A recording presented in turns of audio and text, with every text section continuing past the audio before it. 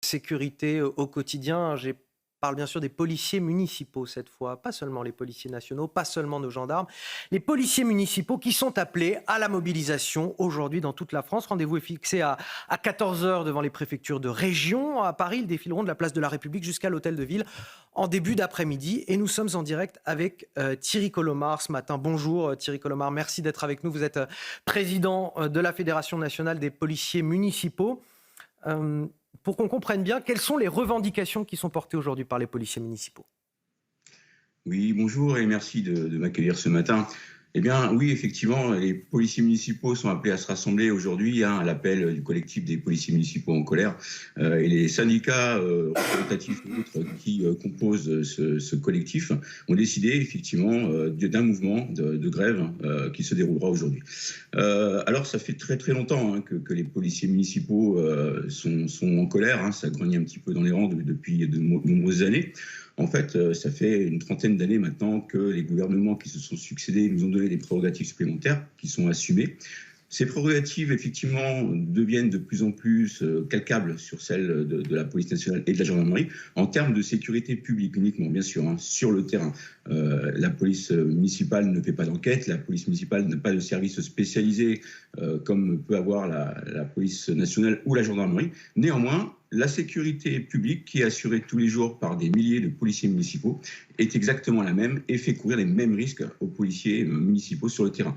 Aucune patrouille de police municipale n'est à l'abri. On ne sait pas ce qui va se passer dans la journée. On peut très bien avoir affaire à du stationnement gênant, oui, bien sûr, mais aussi à un différend familial. On peut aussi avoir affaire à un braquage, à du terrorisme, comme on l'a déjà vu. Des policiers municipaux niçois qui ont mis hors de nuire un terroriste en train de faire une tuerie de masse dans une basilique. À Arras aussi, les policiers municipaux ont été primo-intervenants. Et effectivement, les policiers municipaux sont primo-intervenants sur pratiquement tout ce qui peut se passer sur la voie publique, et tout ce qui peut arriver à la police nationale ou la gendarmerie peut arriver aux policiers municipaux sur la voie publique. Il n'y a pas de différence. D'ailleurs, Thierry Colomar, est-ce que de ce point de vue-là, vous appréhendez la tenue des Jeux Olympiques en juillet prochain? Évidemment, on ne sait pas ce qui va se passer. Je suis persuadé que le gouvernement fait le nécessaire pour que tout se passe bien, il n'y a pas de souci. Les policiers municipaux seront effectivement impactés par les Jeux Olympiques, puisque certains seront effectivement sur les sites où les Jeux se dérouleront. Ils seront aux côtés de la police nationale et de la gendarmerie, mais aussi dans les villes où les policiers nationaux seront affectés à des villes. Ils iront sur des villes où il y aura les Jeux Olympiques. Donc les policiers municipaux seront encore plus impactés par les Jeux Olympiques que ce qui se passe aujourd'hui. Les policiers nationaux sont présents avec nous sur le terrain, ou la gendarmerie, mais au moment des Jeux Olympiques, il y aura peut-être un petit peu moins de personnel.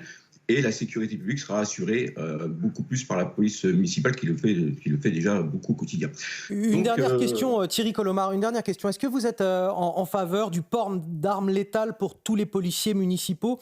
Aujourd'hui, cette décision, elle incombe aux municipalités. J'ai vu que certains réclamaient à ce que ce soit décorrélé, que finalement tous les policiers municipaux puissent y avoir le droit, puissent y avoir accès.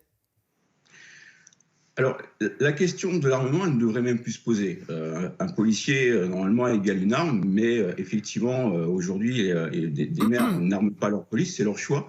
On ne va pas revenir dessus. Effectivement, la libre administration des communes fait que les maires sont autorisés à ne pas armer leur police municipale. L'armement, aujourd'hui, c'est comme une assurance de voiture. On en a une espérant jamais s'en servir. Et c'est le cas.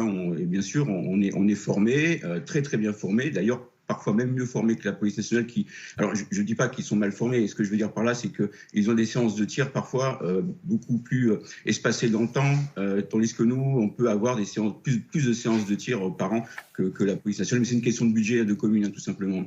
Par contre, je voudrais revenir juste sur le mouvement d'aujourd'hui, nos revendications, puisque vous m'avez posé la question au départ. Les revendications, c'est le social. Nous voulons être reconnus par le gouvernement pour ce que nous sommes, de vrais policiers, des policiers à part entière, dont tous les jours sont sur la voie publique.